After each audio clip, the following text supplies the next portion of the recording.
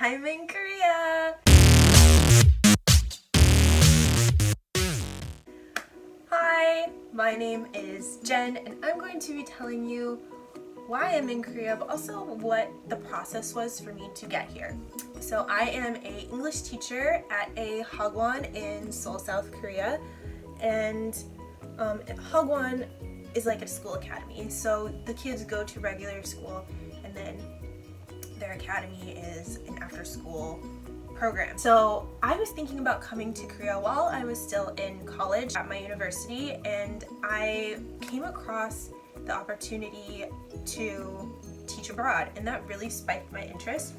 So doing some more research, I found Aclipse Recruiting. So if you are also interested, I will link their website below so you guys can check it out.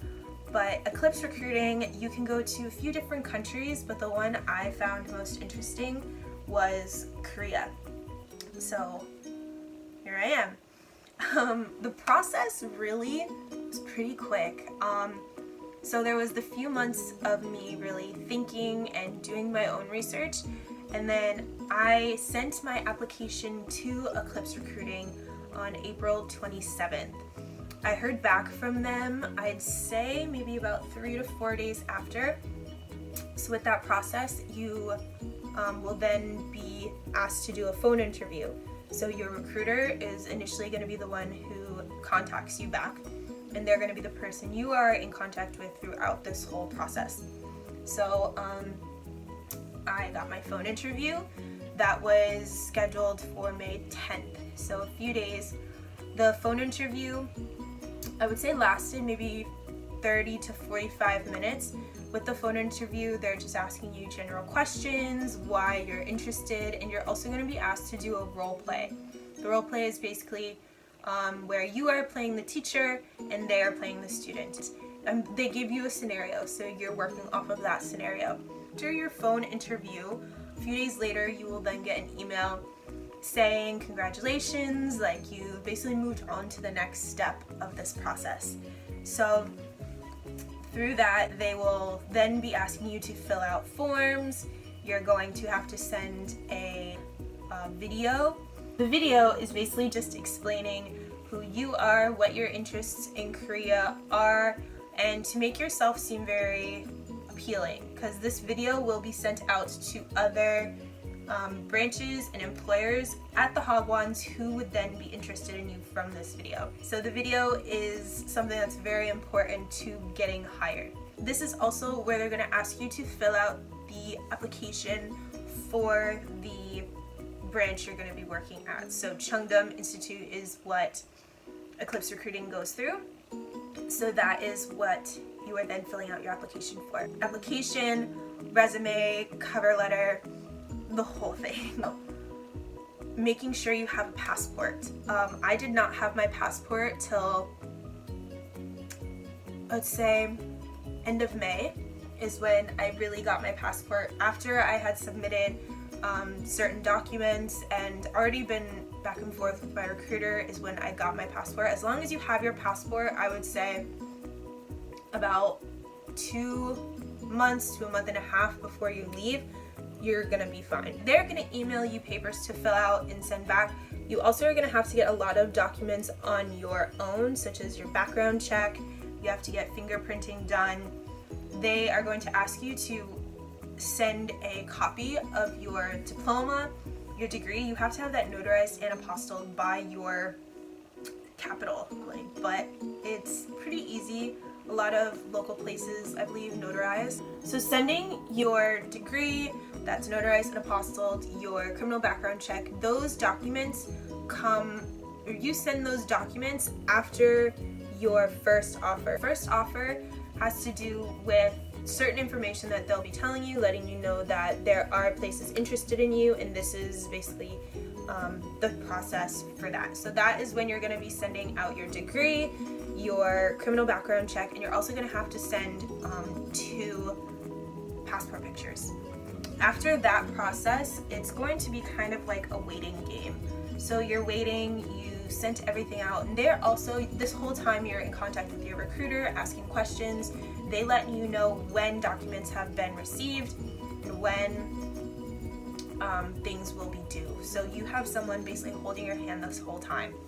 Once you send in the background check, they are sending it out, I believe, for you to get your code. Now the code doesn't come until a little later, so just kind of hold on. I was very specific in where I wanted to be. I did not want to be anywhere but Seoul. And I have friends that I met through my training group who are not in Seoul and they absolutely love it. They're in beautiful areas.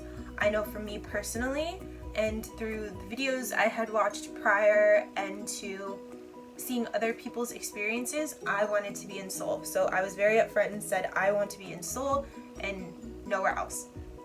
And they were very accommodating to that. They only sent my video to places in Seoul. They asked for your preferences of what kind of places, and I did my research. I sent my recruiter maybe about 8 different locations that I had looked out and being like, this, in Seoul, only Seoul. So they were really great. So after you have sent everything out and now you're kind of again waiting for a little bit, you will receive an email from someone different from the headquarters. They're going to extend to you your official offer that's going to give you your location, your start date, and your date of training. Now, that is where you are also going to start your visa paperwork.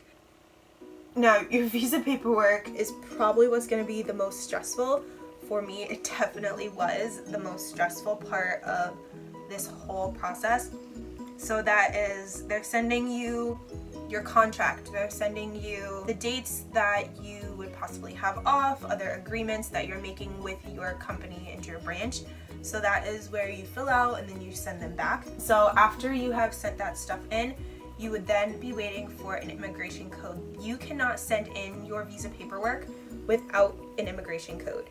So my struggle came in where I received my immigration code a week and a half before I was meant to leave for Korea. And this whole process, once you mail it into wherever your consulate is, mine was in Chicago, it took 6 days maybe. And also keep in mind, I just received the code, I'm filling out my paperwork.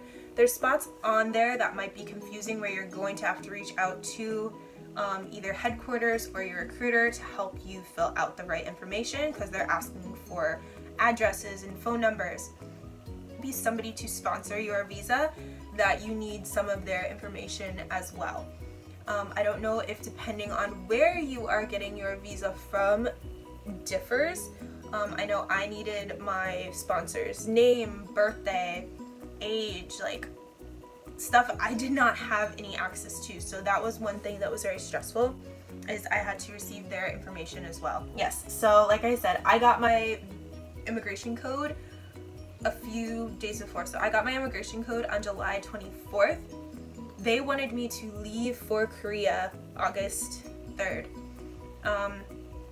With all of that sending back and forth, I would highly recommend, if you get in that same situation, call wherever you sent your visa. I was calling Chicago constantly, asking if they had processed, asking if they sent it out, asking when I'd get it back. And they were very helpful and making sure I got it on time. So I received my passport with my visa on the day before I was set to leave for Korea. Keeping that in mind, it was very stressful with packing, trying to make sure I had everything I needed, all the proper documents to take with me as well. Once you are in Korea, you finally made it, you're done with the whole process, you will go to a hotel. They have already pre-selected the hotel. Your hotel will be paid for. All this information would come from your recruiter, the headquarters. It's also, I believe, on their website. I think all this information is on their website. You go through training. So training could be very scary because now it's kind of like you're back in school. You go to a branch, you're learning how to use all the equipment, how they want you to teach. You're going to pretend to teach. You're going to do a whole bunch of stuff. This is usually a week. There's April and there's Cheongdam training.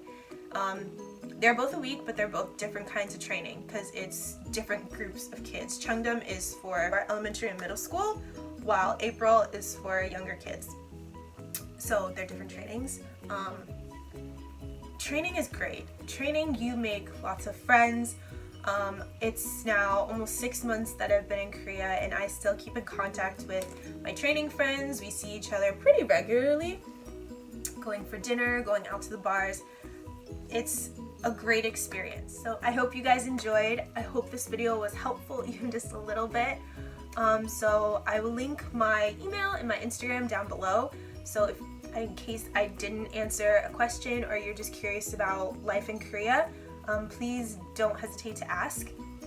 So I look forward to hearing from you, and stay tuned for more videos. Bye guys.